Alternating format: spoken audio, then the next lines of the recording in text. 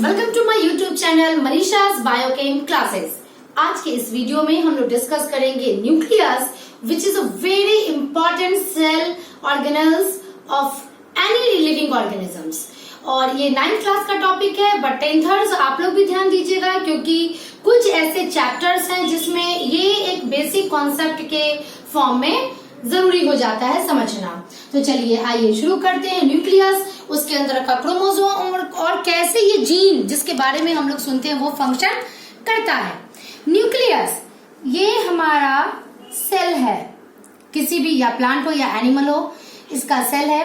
इसके अंदर जो मेन सेल ऑर्गेनेल्स है वो होता है न्यूक्लियस। चलिए इसकी थोड़ी सी डिटेल जानकारी ले लें। न्यूक्लियस एक स्फेरिकल स्ट्रक्चर होता है जो डबल मेम्ब्रेनस होता है, यानी कि ये 2 मेम्ब्रेन से घिरा हुआ रहता है। देखिए ये इसका आउटर मेम्ब्रेन, ये इसका इनर मेम्ब्रेन। इसके अंदर जो लिक्विड रहता है, इस पूरे लिक्विड को हम लोग कहते हैं न्यूक्लियोप्लाज्म। इस लिक्विड के अंदर जब हम लोग देखते हैं तो एक छोटा सा डेंस ग्रैन्यूल लाइक स्ट्रक्चर मिलता है which is known as nucleolus. और इस न्यूक्लियोलस का काम होता है, यहाँ पर RNA का सिंथेसिस होता है। इस न्यूक्लियोलस के अंदर राइबोसोमल RNA बेसिकली होता है। अब ये RNA क्या है मैं थोड़ी देर में आपको बताऊंगी।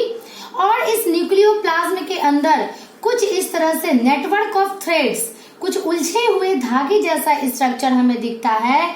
दीज आर क्रोमैटिन नेटवर्क, ये सारे क्रोमैटिन नेटवर्क कहलाते हैं। ये देखिए इसका जो मेम्ब्रेन है, यानी जो इसका न्यूक्लियर मेम्ब्रेन है, ये कंटिन्यूअस नहीं है, ये कहीं कहीं बीच में इंटरप्टेड है। जिस पोर के द्वारा इंटरप्टेड है, this are known as nuclear pore.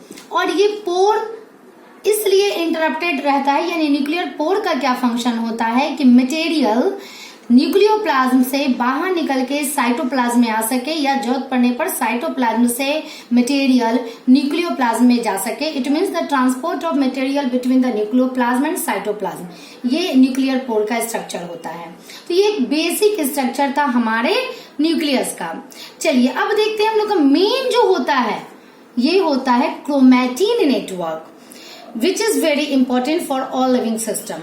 और इसी के कारण हम लोग न्यूक्लियस को कहते हैं brain of the cell, because nucleus control all the metabolic activities of a cell.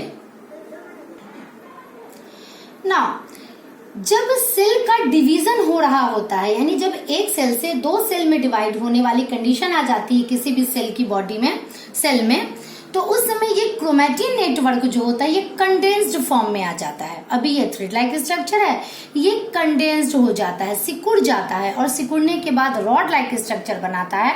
This is known as chromosome. Chromosome एक रॉड शेप्ड स्ट्रक्चर होता है which is formed after the condensation of chromatin network and it is hereditary material. Hereditary material इसे हम लोग कहते हैं। और क्यों कहते हैं? What is the meaning of heredity? Heredity it means transfer of characters from parents to their offspring, यानी मम्मी पापा, माता पिता से जो बच्चों में गुण जाते हैं, या प्लांट हो या एनिमल हो, मैं दोनों की बात कर रही हूँ। Hereditary means transfer of character from parents to their offspring. Mummy papa से जो बच्चों में गुण जाते हैं वो किस चीज के द्वारा जाते हैं? और मैं इस वीडियो में बेसिकली फोकस इसी चीज पे कर रही हूँ क्योंकि ये बहुत सारे बच्चों का क्वेश्चंस आया है कि ये टॉपिक उन लोगों को नहीं समझ में आया है। इसे हेरेडिटरी मटेरियल इसीलिए कहते हैं क्योंकि ये क्रोमोसोम के द्वारा ही कैरेक्टर्स माता पिता से अपने बच्चों में, उनकी संतानों में जाते हैं। तो इस क्रोमोसोम का थोड़ा डिटेल स्ट्रक्चर मैं पढ़ा रही हूँ बेसिक कॉन्सेप्ट के लिए। क्रोमोसोम बना हुआ रहता है इस तरह से, एक थ्रेड लाइक स्ट्रक्चर होता है जिसे कहते हैं DNA। अब ये DNA का फुल फॉर्म है deoxy ribo nucleic acid. DNA का फुल फॉर्म होता है। ये देखिए ये डबल हेलिकल है। हेलिकल इट मीन्स कि जस्ट लाइक हेलिक्स, अगर ये कोई मान लिया कि this is a thread like structure और इसे यूं ऐसे हम लोग रोल कर लेंगे तो ये जो इस तरह का स्ट्रक्चर बनेगा, this is known as helix. तो it is double helical structure, यानी कि 2 रॉड रहते हैं कुछ इस प्रकार से, 2 थ्रेड लाइक स्ट्रक्चर होते हैं। ये दोनों ज्वाइंटेड रहते हैं। किस चीज से ज्वाइंटेड रहते हैं मैं अभी बताऊंगी थोड़ी देर में। और आप कल्पना कीजिए कि आपने इसे लेकर के यूं ऐसे ट्विस्ट कर दिया, तो इस तरह से ये डबल हेलिकल स्ट्रक्चर रहता है और ये हिस्टोन प्रोटीन के द्वारा भी जुटा हुआ रहता है। होता क्या है कि ये डीएनए जो एक थ्रेड की तरह स्ट्रक्चर होता है, ये कॉइलिंग करना शुरू करता है कुछ इस प्रकार से, और इस कॉइलिंग में ये बीच बीच में जस्ट लाइक अ ग्लू ये हिस्टोन प्रोटीन काम करता है और ये कंडेंस्ड हो जाता है। बहुत बार 1000 टाइम्स ये कॉइलिंग करेगा, देन फिर ये जो कॉइल्ड है वो फिर से अगेंस्ट रिकॉइलिंग करेगा। देखिए किस प्रकार से हमारा एक थ्रेड लाइक स्ट्रक्चर इस तरह से मोटा हो गया और अल्टीमेटली कॉइलिंग के बाद with gluing with histone protein ये बना देता है हमारा क्रोमोसोम। तो न्यूक्लियस के अंदर क्रोमैटिन नेटवर्क जो सेल डिवीजन के दौरान कंडेंस्ड होकर के बना दिया क्रोमोसोम, और ये क्रोमोसोम बना हुआ रहता है डीएनए का प्लस हिस्टोन प्रोटीन का। अब हम लोग इसके बाद देखेंगे कि डीएनए किस चीज का बना हुआ रहता है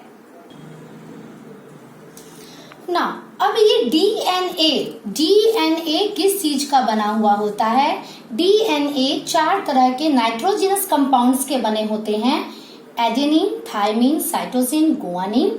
आप लोगों को इतना डिटेल एक्चुअली सीबीएसई बोर्ड में पढ़ना नहीं है, बट जीन के कॉन्सेप्ट के लिए ये आपको डिटेल में समझाया जा रहा है।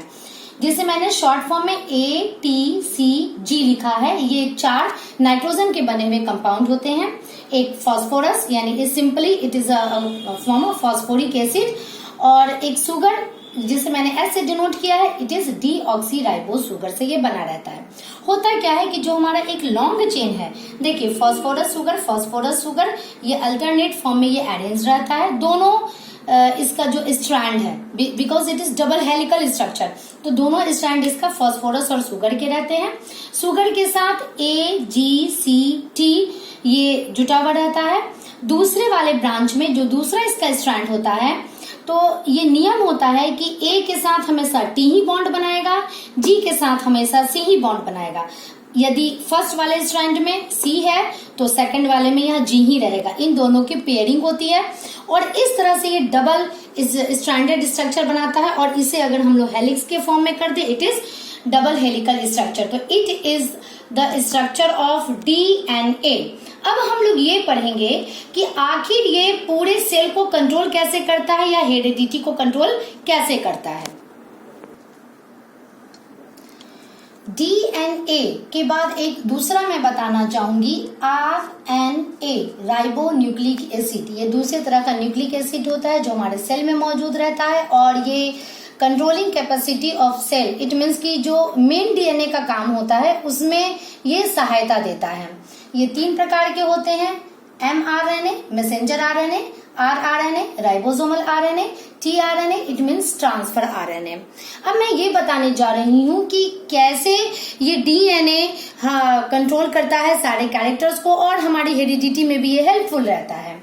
एक्चुअली डीएनए मैंने बताया ये 4 चीज का बना हुआ, ATCG, ये 4 तरह के नाइट्रोजनस बेस से मिला है। मान लिया कि आपको दे दिया जाए 100A, 100T, 100C, 100G और कह दिया जाए कि आपको जैसा मन करे इसे अरेंज कीजिए, तो आप इसे कैसे अरेंज करेंगे?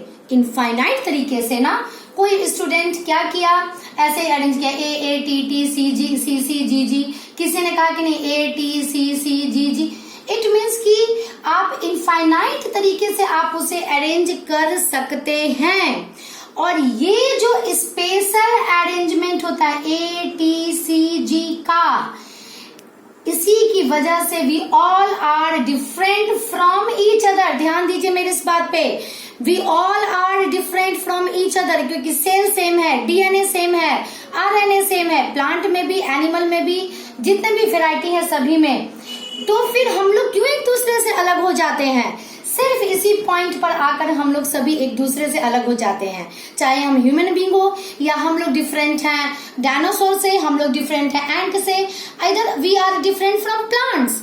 आम का पेड़ लीची के पेड़ से क्यों अलग है या हम लोग प्लांट से क्यों अलग हैं? सिर्फ इसी जगह पर आके हम लोग अलग हो जाते हैं due to the different arrangement of this ATCG इन DNA।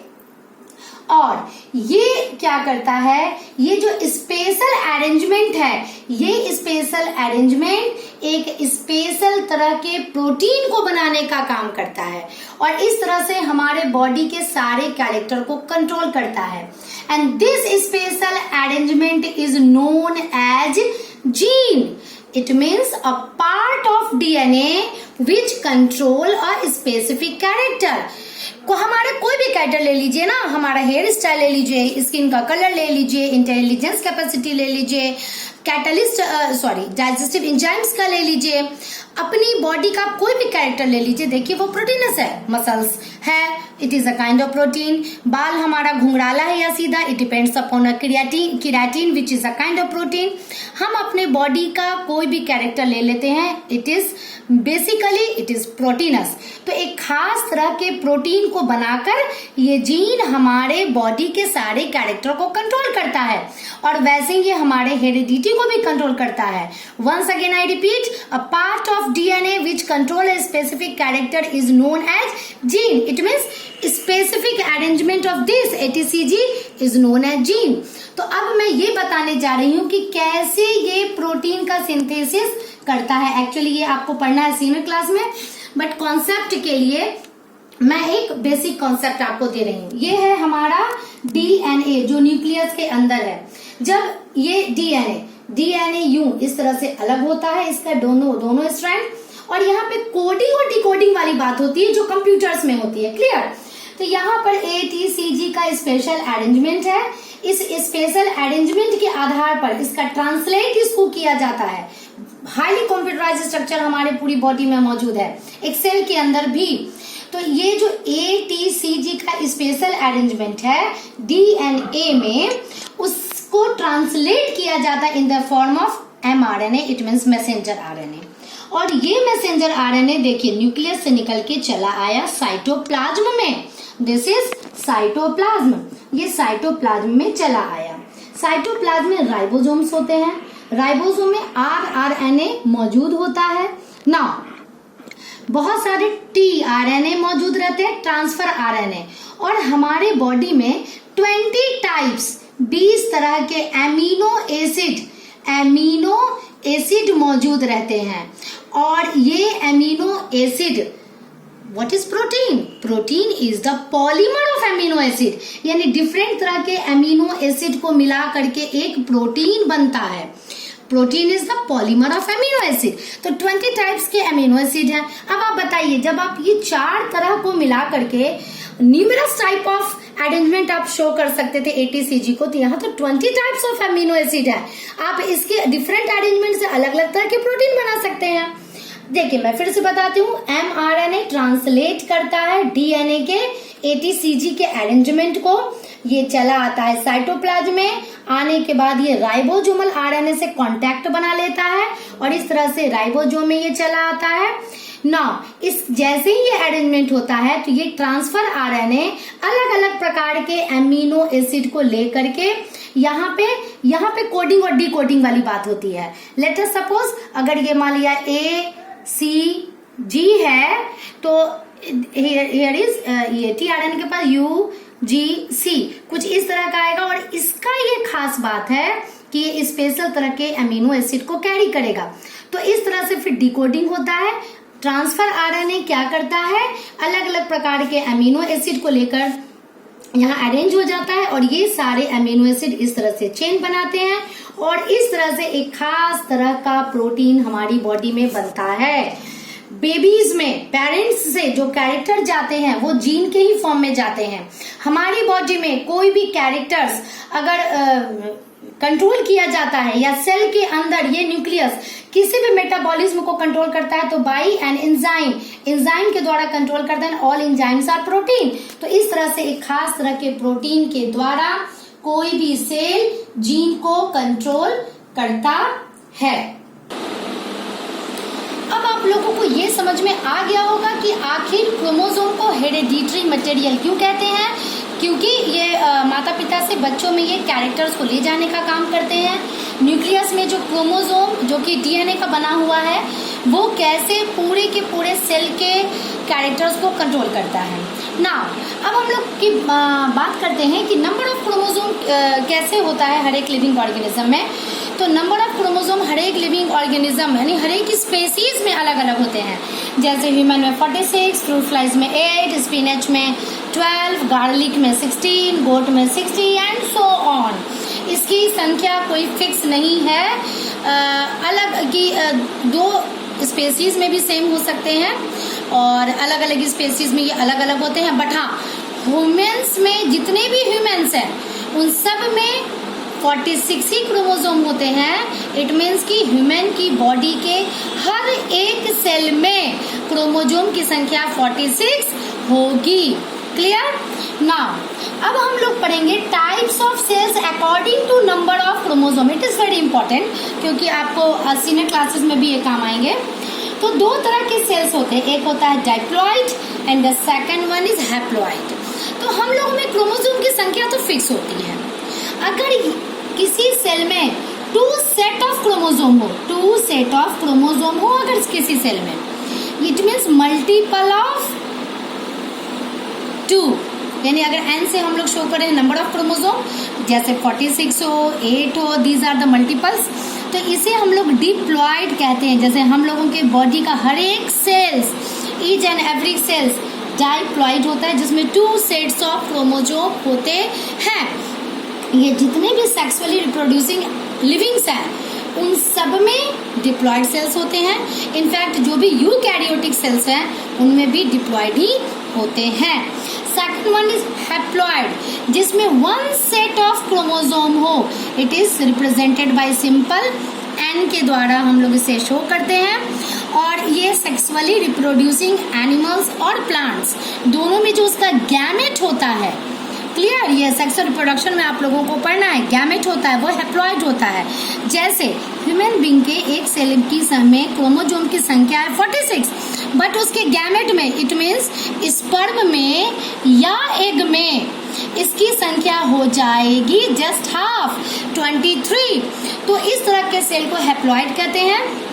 गैमेट में तो ये होना ही होना है, साथ में कुछ जैसे मेल एंट जो होता है या मेल बी जो होता है, ये भी इसके बॉडी का पूरा सेल हैप्लॉइड होता है। तो इस तरह से डिप्लॉइड और हैप्लॉइड आपका टाइप ऑफ सेल्स मैंने पढ़ाया। चलिए अब मैं एक रिवीजन दे देती हूँ इस पूरे वीडियो में मैंने क्या पढ़ाया। बेसिकली आपको कॉन्सेंट्रेट कहाँ करना है। Chromosome which is a hereditary material which consists of DNA which is a double helical structure and a gene, a part of DNA which is synthesize a special protein, and by synthesizing special protein it regulate a special character। ये पूरा video मैंने सिर्फ ये चीज समझाने के लिए कहा था क्योंकि जनरल बच्चों को ये समझ में नहीं आता है कि आखिर जीन किस तरह से प्रोटीन सिंथेसाइज करने में हेल्प करता है और किस तरह से वो कैरेक्टर्स को कंट्रोल करता है। क्लियर? तो इस तरह से ये हमारा न्यूक्लियस जिसमें बेसिकली मैंने क्रोमोसोम का डिटेल बताया, जीन का डिटेल बताया, जिससे आप लोगों का कॉन्सेप्ट मेरे ख्याल से क्लियर हो गया होगा व्हाट इज जीन एग्जैक्टली। और नेक्स्ट वीडियो में मैं फिर मिलती हूँ दूसरे टॉपिक के साथ। Till then bye.